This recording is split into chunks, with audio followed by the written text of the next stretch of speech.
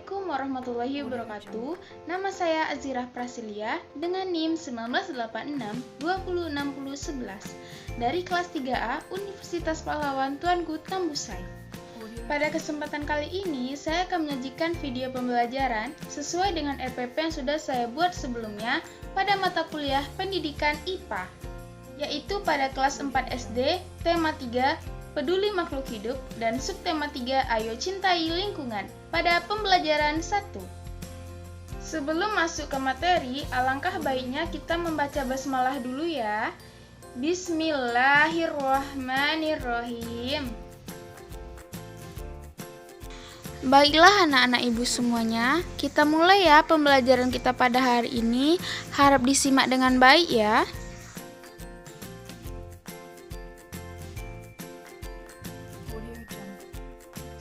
Tumbuhan dan hewan dapat terus memberikan manfaat jika terawat dengan baik. Sayangnya, tidak semua orang memperhatikan hal ini. Perjalanan ke desa.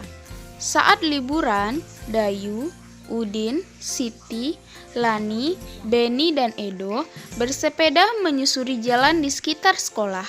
Tanpa disadari, mereka sampai di daerah pedesaan. Pohon-pohon menjulang bagai deretan raksasa berjajar. Ada pohon mahoni, pohon asem, dan pohon mangga. Pemandangan yang sangat indah. Di ujung jalan, mereka berjumpa seorang tua, Pak Jajak namanya. Ia mengumpulkan daun-daun kering ke dalam karung dan akan membawanya pulang. Untuk apa daun-daun kering itu, Pak? Tanya Dayu. Untuk pembuatan pupuk kompos, ayo ikut Bapak ke kebun, jawab Pak Jajak. Pak Jajak mengajak Dayu dan teman-teman berkunjung ke kebunnya. Di sana, Pak Jajak memelihara berbagai hewan ternak seperti ayam, bebek, kambing, dan sapi. Ia juga memelihara kerbau untuk membajak sawah. Pak Jajak bercerita bahwa daun itu bahan campuran untuk membuat pupuk. Caranya, sampah daun kering itu dicampur dengan kotoran hewan ternak, ditumpuk dan didiamkan. Sekitar 2 bulan, campuran itu akan hancur menjadi pupuk alam yang disebut pupuk kompos. Pupuk kompos ini disukai petani karena murah, mudah dibuat, dan sangat baik untuk meningkatkan hasil panen, jelas Pak Jajak. Lalu, kesimpulan apa yang kita dapat? Apa yang dilakukan oleh Pak Jajak adalah upaya agar lingkungan tetap terjaga sehingga sumber daya alam bisa tetap seimbang. Kebun Pak Jajak subur, panen padi melimpah, hewan ternaknya sehat dan gemuk. Hampir setiap hari Pak Jajak mampu menjual telur dan susu sapi.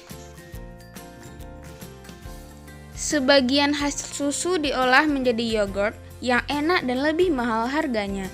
Semua keberhasilan itu adalah hasil kerja keras Pak Jajak merawat tumbuhan dan ternaknya. Untuk kegiatan hari ini, ayo kita amati gambar berikut. Berilah tanda centang pada gambar yang menunjukkan tanaman dan hewan yang terawat. Nah, pada gambar yang pertama, pada tanaman itu sudah diberi tanda centang ya, itu menunjukkan tanaman yang terawat. Lalu pada gambar kedua ini adalah gambar kambing, itu menunjukkan hewan yang terawat, kita beri tanda centang ya. Lalu pada tanaman tumbuhan selanjutnya, apakah ini termasuk tumbuhan yang terawat? Ya, tentu kita beri tanda centang ya. Dan pada gambar kuda ini, apakah ia hewan terawat atau tidak? Ya, tentu saja kita beri tanda centang. Nah, pada gambar berikutnya ini terlihat tumbuhan yang layu. Berarti ini bukan termasuk tumbuhan yang terawat ya. Ini ada gambar kucing sedang makan. Apakah ia hewan yang terawat? Ya, tentu saja hewan yang terawat. Ya, ini ada gambar ayam. Ia terlihat gemuk ya, tidak kurus. Berarti ini termasuk terawat. Selanjutnya ada gambar tumbuhan, terlihat sangat subur ya. Berarti ini termasuk ke tumbuhan yang terawat.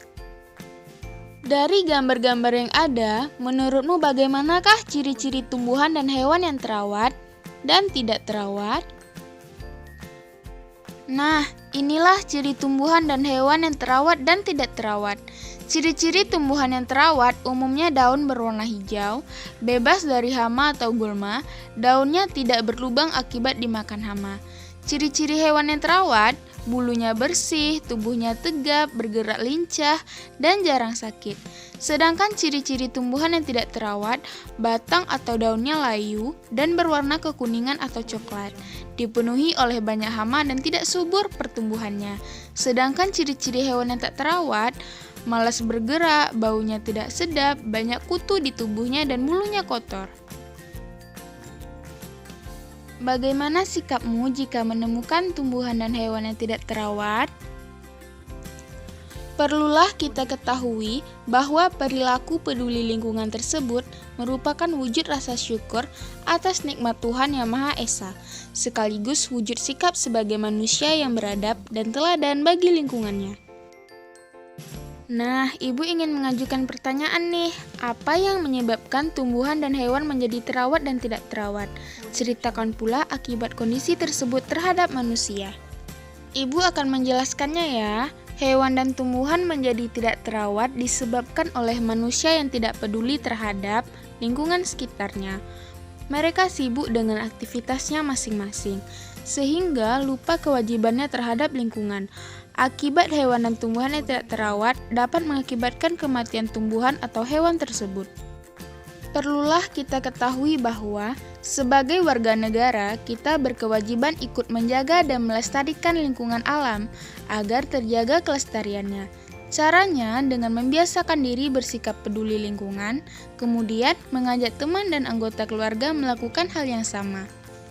Ibu akan memberikan pertanyaan, silakan amati lingkungan sekolahmu ya. Bagaimana kondisi taman di sekolahmu? Apakah tanamannya terawat? Jelaskan. Yang kedua, apakah halaman sekolahmu sudah bersih? Jelaskan. Yang ketiga, buatlah rencana dengan teman kelompokmu. Kamu dan temanmu akan menanam satu macam tanaman. Tanaman dapat ditempatkan di kaleng atau ember bekas. Tentukan tanaman yang akan ditanam. Bagaimana caranya agar tanamanmu dapat tumbuh dengan baik? Baiklah, kamu dan temanmu sudah mencoba untuk menjaga lingkungan. Terapkanlah semangat cinta lingkungan di lingkungan rumahmu ya. Baiklah, sekian pembelajaran kita pada hari ini ya. Semoga materi yang sudah dijelaskan sebelumnya dapat dipahami. Tetap semangat belajarnya. Lebih dan kurang saya mohon maaf. Assalamualaikum warahmatullahi wabarakatuh.